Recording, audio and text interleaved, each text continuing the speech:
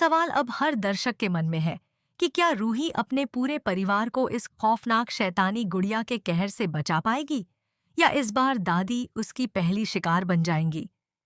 क्या इस रहस्यमयी गुड़िया के पीछे छिपा वर्षों पुराना राज आखिर सबके सामने आएगा, या फिर एक और बड़ा हादसा पूरे परिवार की जिंदगी बदल देगा।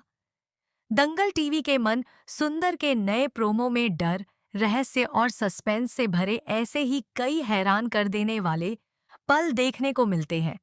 कहानी की शुरुआत तब होती है जब रूही को घर के अंदर अचानक कुछ अजीब महसूस होता है।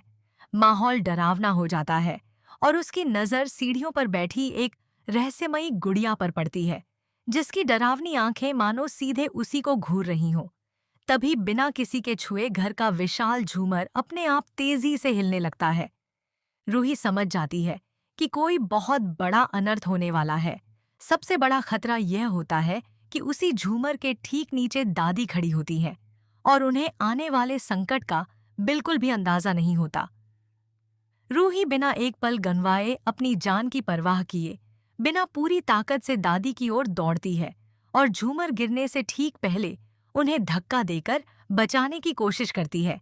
यही दृश्य पूरे प्रोमो का सबसे रोमांचक और दिल दहला देने वाला पल बन जाता है। लेकिन यह हमला सिर्फ दादी तक सीमित नहीं रहता। धीरे धीरे रूही को एहसास होने लगता है कि रुचिता के अचानक गायब होने और इस शैतानी गुड़िया के बीच बहुत गहरा संबंध है। ऐसा लगता है कि इस गुड़िया में किसी भटकती आत्मा का वास है, जो मानती है कि जब इस परिवार ने रुचिता की रक्षा नहीं की, तो अब इस घर का कोई भी सदस्य सुरक्षित रहने का हकदार नहीं है। इसी वजह से वह एक एक करके पूरे परिवार को अपना निशाना बनाने लगती है। घर में हर दिन कोई न कोई रहस्यमयी और डरावनी घटना होने लगती है।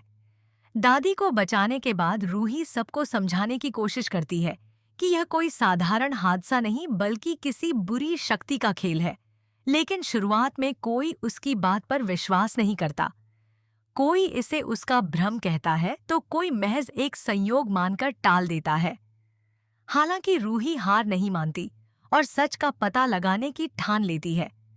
हालात और भी खतरनाक तब हो जाते हैं जब प्रोमो से संकेत मिलता है कि अगला हमला परिवार के किसी और सदस्य, शायद नाहर या किसी करीबी पर होने वाला है। एक और डरावनी घटना सबकी आंखों के सामने होने के बाद पूरे परिवार को यकीन होने लगता है कि रूही शुरू से सच कह रही थी। घर में इतना डर फैल जाता है कि कोई भी अकेले रहने की हिम्मत नहीं करता। इसके बाद रूही फैसला करती है कि सिर्फ डरने से कुछ नहीं होगा। वह इस रहस्य की जड़ तक पहुंचने के लिए खाटू श्याम जी के मंदिर जाती है, जहां वह भगवान से अपने परिवार की रक्षा की प्रार्थना करती है और इस शैतानी ताकत को खत्म करने का उपाय खोजती है। माना जा रहा है कि मंदिर में उसे किसी संत, दिव्य ताबीज या किसी ऐसे रहस्य का पता चल सकता है जो इस आत्मा के अंत की शुरुआत बनेगा। दूसरी ओर दादी इस हादसे के बाद पूरी तरह घबरा जाती हैं। उन्हें बार बार वही पल याद आता है जब झूमर उनके सिर पर गिरने वाला था। अगर रूही समय पर नहीं पहुंचती तो शायद बहुत बड़ा अनर्थ हो जाता। पहली बार दादी को एहसास होता है कि रूही बेवजह डर नहीं रही थी। हालांकि परिवार के कुछ सदस्य अब भी इसे संयोग मानते हैं, लेकिन उनके मन में भी धीरे धीरे डर घर करने लगता है। रात होते ही घर में फिर अजीब घटनाएं शुरू हो जाती हैं।